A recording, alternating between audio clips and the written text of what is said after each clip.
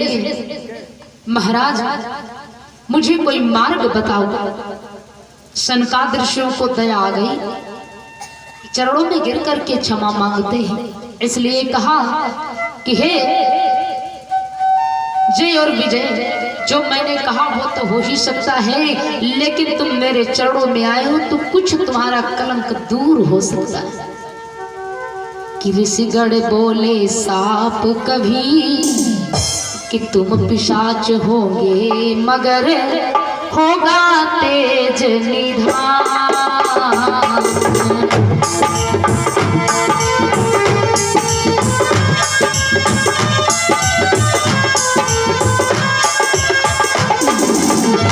तुम्हें उठारेंगे स्वयं सीने बांधु भगवान।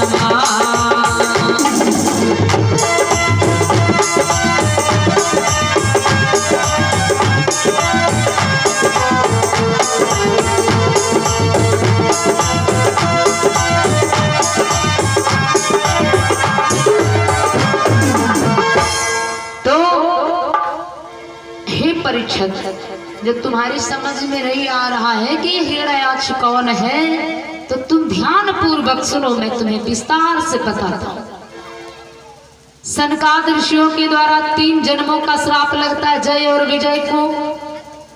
सतयुग के समय में दिति के गर्भ से, जब दिति संध्या के समय में पति से संयोग करती है, उसके गर्भ में, क्योंकि जय और विजय को श्राप लगा है, मौका पा गए और संध्या के समय में संभोग करने से जय और विजय दिति के गर्भ में प्रवेश कर गए।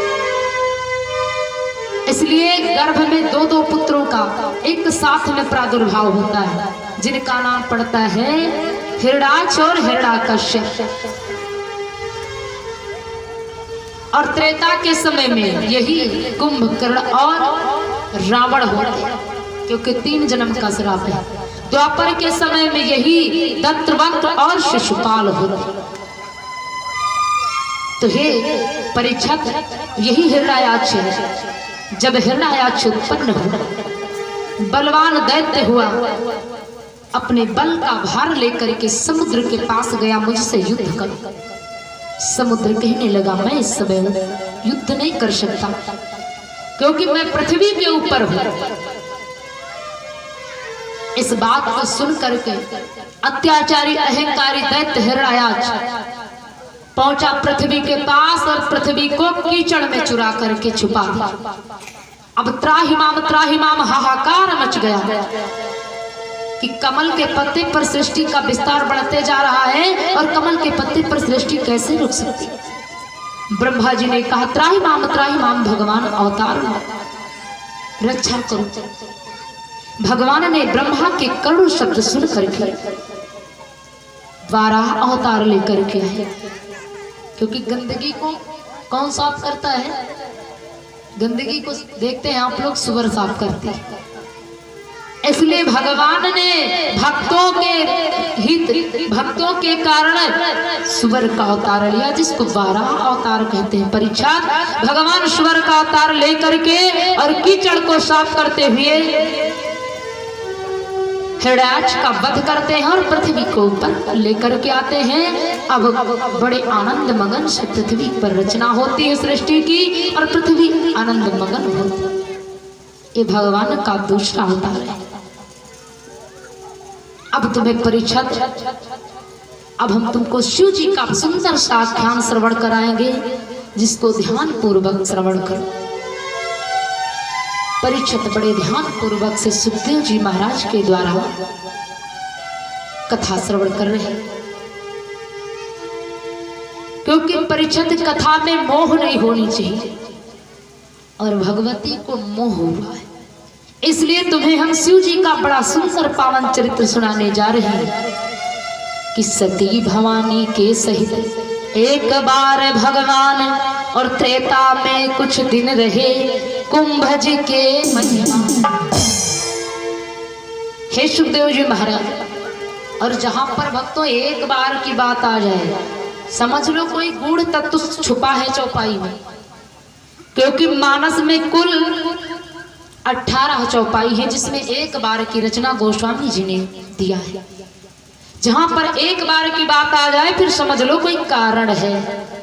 और यहाँ पर भी एक बार की बात विनीत जी महाराज ने लिख दिया श्रीमद् भागवत में कि सती भवानी के सहित एक बार भगवान और त्रेता में कुछ दिन रहे कुंभज के महिमा।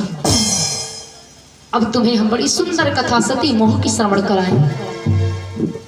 परीक्षित, एक बार की बात है जब त्रेता का समय चलता है, भगवान देवाधिदेव महादेव भवानी जी के साथ सत्संग में जाते हैं, क्योंकि उस वक्त भारद्वाज महाराज के यहाँ सत्संग चल रहा था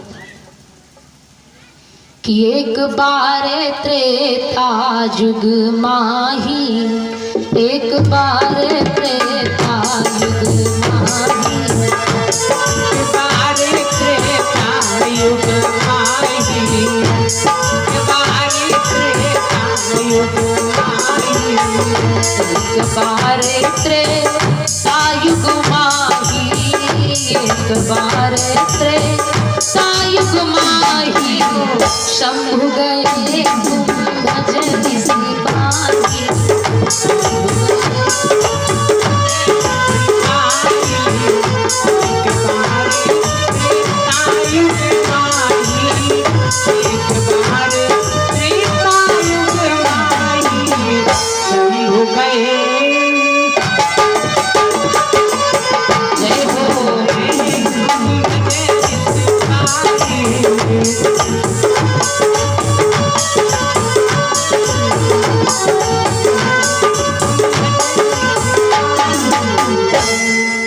परीक्षित, त्रेता के समय में भगवान भोलेनाथ शंकर ने जिस समय अपनी जटाओं को समेटा, भवानी ने कहा बाबा ये आप क्या कर रहे हैं? भोलेनाथ जी ने कहा देवी मैं कथा श्रवण करने जा रहा हूँ। भगवती ने कहा कहाँ? भोले बाबा ने कहा कुंभज ऋषि के यहाँ। देवी तुम भी चलो, क्योंकि जटाओं को इसलिए भोलेनाथ ने समेटा कि कथा प्रांगण में जब जाओ तो सारे कार्य छोड़ करके जाओ, सब वही के वही छोड़ दो। अब हम भगवान के दरबार जा रहे हैं, भगवान जाने भगवान का काम जाने, यही भावना होनी चाहिए। लेकिन देवी ने जब प्रश्न किया तो भोले बाबा ने कहा देवी तुम भी चलो। संग सती जग जननी भवानी और पूजे ऋषि अखिलेश्वर जान। मैया भगवती को लेकर के भोलेनाथ जी कुंभज ऋषि महाराज के आश्रम पर पहुंचे। लेकिन वहां पर जब भगवती के साथ भोलेनाथ गए तो जब कुंभज ऋषि महाराज ने देखा कि साथ में मां भवानी आई है कथा श्रवण करने के लिए, भोले बाबा ने बड़ी भारी उपमा दी, संग सती जग जननी भवानी, क्योंकि माताओं का नाम बड़े आदर से लिया जाता है, क्योंकि इनका नाम जब लिखा जाता है ना तो नाम चाहे जो हो, फिर जैसे विवाह नहीं हुआ तो फिर नाम आता है खुशबू देवी, निर्मला देवी, सरिता देवी, कमला देवी, सब देवी का नाम, देवी की उपाधि मिलती है। और जब विवाह भी हो जाता है तो फिर नाम कोई भी हो आगे धर्म पत्नी लिखते हैं, फिर नाम अंकित होता है। इसलिए देवियों की उपमा बड़ी बतलाई गई है। देवियां महान मानी जाती है सृष्टि पर, क्योंकि जो त्याग, जो साहस, जो सहनशीलता नारियों में है वो पुरुषों में नहीं है। प्रमाण भी है कि देवताओं को जो दिन मिले तो एक ही दिन मिला, लेकिन देवियों को 9-9 दिन का अवसर मिला। अभी आप देखे हैं परसों शिवरात्रि हुई, एक दिन मनाई गई, फिर 2-4 दिन नहीं मनाई गई, परसों मना करके परसों ही विराम दे दिया गया। भगवान कन्हैया की जन्माष्टमी एक ही दिन मनाई जाती, त्रेता में रामनवमी एक दिन मनाई जाती, लेकिन वर्ष में 2 बार अवसर आता है नवरात्रि का। वैसे नवरात्र तो वर्ष में 4 होते हैं, 4 बार, एक माघ मास में और एक आषाढ़ मास में। ये 2 नवरात्रि खास तौर पर देवता पूजते हैं, लेकिन 2 नवरात्रि का अवसर हम लोगों को मिलता है, एक चैत मास की नवरात्रि, एक क्वार मास की नवरात्रि। और फिर देवियों को कितना बड़ा स्थान मिला, 9-9 दिन, 7-7 दिन पूजा होती, व्रत होता, इसलिए देवियों का नाम महान है। लेकिन कौन सी देवियों का? जो धर्म प्राण देवियां हैं उनका नाम महान है, ऐसा थोड़ी ना है। कहते हैं कि नारी निंदा ना करो, नारी नर की खान, और नारी से सुत होत है ध्रुव प्रहलाद समान। ऐसी नारियों की प्रशंसा होती है जगत में, और कौन सी नारियों की बुराई होती है? नारी निंदा खूब करो, नारी नर की खान, और नारी से सुत होत है रावण कंस समान। तो ऐसी नारियों की निंदा भी होती है, क्योंकि यदि पुत्र गुणवान ना हुए तब भी माता पिता की निंदा निश्चित है। आप कितने भी धर्मवान हो, लेकिन यदि आपका पुत्र, क्योंकि पुत्र जीता है पिता के घर में और खेती होती है अपने घर में। यदि पिता धर्मवान है तो पुत्र का तो जीवन निपट जाएगा, लेकिन यदि पुत्र कपटी है, छली है, दैत्य है, तो फिर उसके जीवन में आगे असहाय दुख आएंगे। तो इधर माँ भवानी जब कथा श्रवण करने के लिए गई भोलेनाथ के साथ, जैसे देखा कुंभद ऋषि महाराज की देवी कथा सुनने के लिए आई हैं, तो प्रणाम किया, उचित स्थान दिया। गोस्वामी जी ने लिखा है, संग सती जग जननी भवानी, इतनी बड़ी उपाधि, और पूजे ऋषि अखिलेश्वर जन। प्रणाम किया, और जैसे कुंभद ऋषि महाराज ने प्रणाम किया, देवी को हो गई शंका। इसलिए परीक्षित शंका मत करना कथा पर, हम तुम्हें शंका वाली बात प्रथम सुना रहे हैं। इसीलिए सती मोह की कथा सुखदेव जी परीक्षित को श्रवण करा रहे हैं। मैया को शंका हो गई, और देवी जी को शंका कैसी हुई कि अगर ये कथा वक्ता को कुछ मालूम होता, अगर इनको कथा कहनी मालूम होती तो ये प्रणाम थोड़ी ना करते। ये तो कथा व्यास हैं, कथा पीठ पर बैठे हैं, इनको प्रणाम करने की क्या जरूरत है? मैया को बन गई शंका, अब माँ की कथा समझ में नहीं आई। क्योंकि यदि कथा सुनने आओ और आपको शंका हो जाए तो फिर कथा आपके अंदर प्रवेश करने वाली नहीं है। निर्मल जन मन सोई मोहि पावा, मोहि कपट छल छिद्र न भावा। अगर कपट आपके पास नाम मात्र है तो भगवान की कथा आपको प्रवेश नहीं हो सकती। तो शुद्ध मन करके बैठे।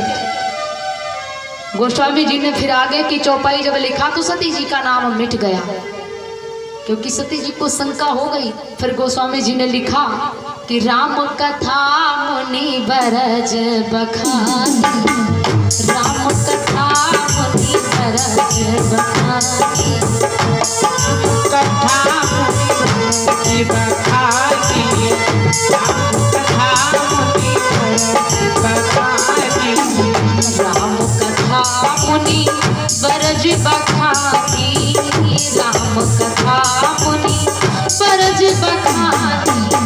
सुनी महेश, सुनी महेश परम सुख मानी, सुनी महेश परम सुख मानी,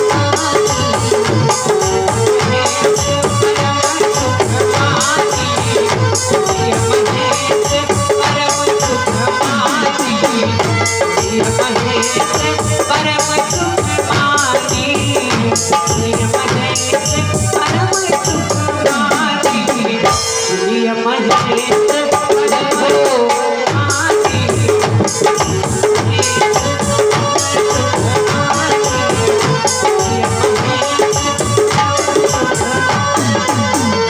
तो अब जब कथा सुनाई भारद्वाज मुनि ने, कुंभज ने, भोलेनाथ ने तो कथा को सुना। गोस्वामी जी ने लिखा है, राम कथा मुनि बरज बखानी, और सुनी महेश परम सुखमानी। अब देवी जी का नाम गाया, देवी जी का नाम बिल्कुल गाया है ही नहीं। या फिर भोले नाथ के साथ में जब भगवती जी कथा सुनती तो गोस्वामी जी लिख सकते थे कि राम कथा मुनि बरज बखानी, और सुनी सती परम सुखमानी। भगवती का कहीं नाम ही नहीं बचा। यानी जब भगवती ने कथा नहीं सुनी तो आगे गोस्वामी जी ने उनका नाम लेना छोड़ दिया। उपाधि तो आपको मिल जाएगी, कर्म अच्छा करोगे तो उपाधि मिल जाएगी, लेकिन यदि तुमने अधर्म की तरफ पैर बढ़ा दिया तो उपाधि आपकी मिटने में देर नहीं लगी। क्योंकि भगवान के घर देर है अंधेर नहीं, बस इतना मानो। भोले बाबा बड़े आनंद पूर्वक से कथा सुनी। कहत सुनत रघुपति गुण गाथा, ओ कछु दिन तहाँ रहे गिरिनाथ। भगवान का गुणगान सुनते कहते हुए कुछ दिन का समय वहां पर भगवान भोलेनाथ शंकर जी विद्यमान रहे। कथा को श्रवण की। जब कथा विराम हुई भोलेनाथ जी चलने लगे। जब भोलेनाथ जी चलने लगे, अच्छा जब हम किसी के चरित्रों की बात सुनते हैं, जब किसी के नाम के बारे में हम सुनते हैं तो हमें फिर बात याद आती, भैया उनसे मिलना चाहिए हमें। जब इतने सज्जन हैं, इतने श्रद्धालु हैं, इतने कृपा के धाम हैं, तो हमें उनसे मिलना चाहिए। अगर आपसे बता दिया जाए भैया बहुत कपटी व्यक्ति है, बहुत खराब है, बहुत पापी है, तो आप उसको देखना भी स्वीकार नहीं करोगे। लेकिन यदि किसी के नाम की आप प्रशंसा सुनोगे कि बड़ा सुंदर है, बड़ा चरित्रवान है, बड़ा दयालु है, तो आपके हृदय का भाव जागृत होगा और आपके अंदर भावना आएगी कि हम एक बार इनसे मिलन करें। अब भोलेनाथ ने जब कथा सुनी तो भोलेनाथ के अंदर, उनके हृदय में उत्साह पैदा हो गया कि यदि भगवान के दर्शन मिल जाते तो जीवन धन्य हो जाता। भोलेनाथ इसी के चक्कर में, और उस वक्त मेरे प्रभु श्री रामचंद्र जी की जो सुंदर गाथा सुनी भोलेनाथ जी, तो भगवान भोलेनाथ के अंदर उत्साह जागृत हुआ। और उस वक्त मेरे प्रभु श्री रामचंद्र जी अयोध्या में अवतरित हो चुके थे। सुररंजन भंजन मही भारा, और जो भगवंत लीन अवतारा। भगवान का अवतार हो चुका था और भगवान अपने माता पिता के वचनों को मान करके 14 वर्षों का वन गमन धारण कर चुके थे मैया भैया के साथ। उस वक्त मेरे प्रभु गंगा नदी को पार करके, और दशरथ जी महाराज का मरण हो चुका था, लेकिन अभी सुग्रीव की मैत्री नहीं हुई थी, पर सीता जी का हरण हो चुका था। भगवान जानकी की खोज में वन वन भटक रहे हैं विरही कामियों की भांति। और मेरे प्रभु यही उच्चारण करके वन वृक्ष कोयलों से, पक्षियों से, पुरुषों से पूछ रहे हैं कि हे खग मृग हे मधुकर सैनी, तुम देखी है सीता नैनी।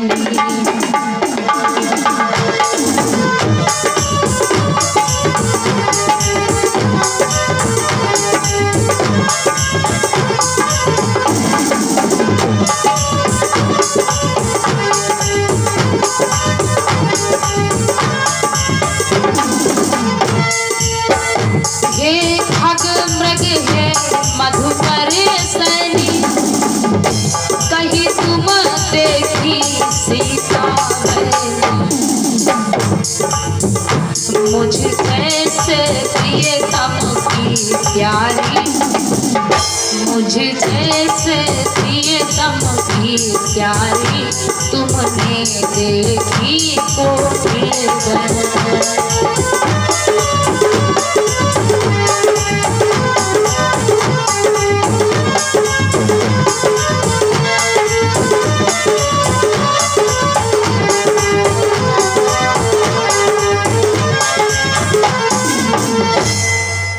इधर भगवान अपनी जानकी का पता करते करते वन वन भटक रहे थे। और भोलेनाथ जी मैया भवानी के साथ, सती जी के साथ कुंभज ऋषि महाराज के आश्रम से वापस आ रहे थे।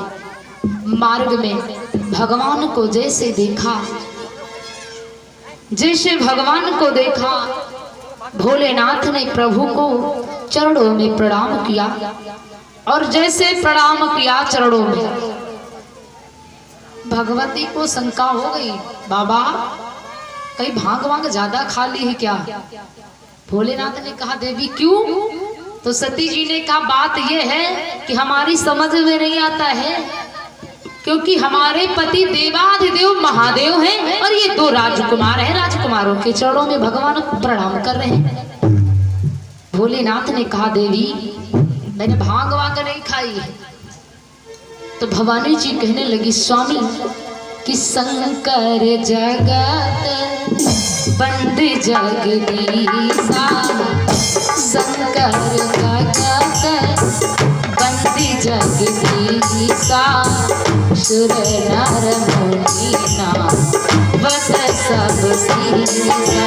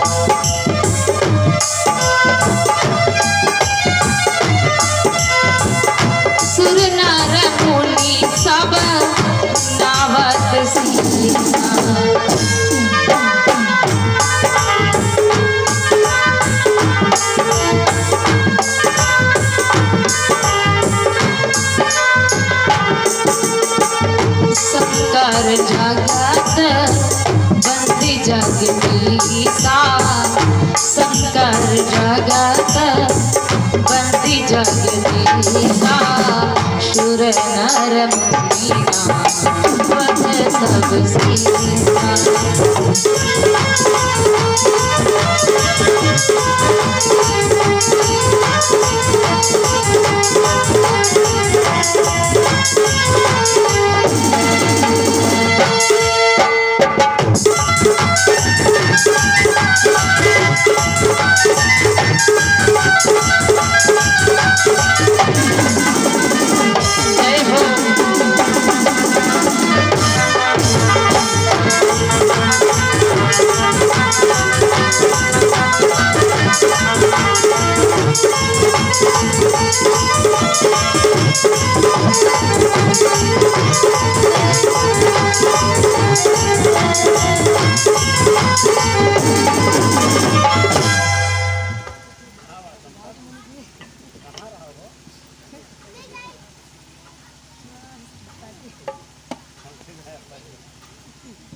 बोलिए सच्चिदानंद भगवान की।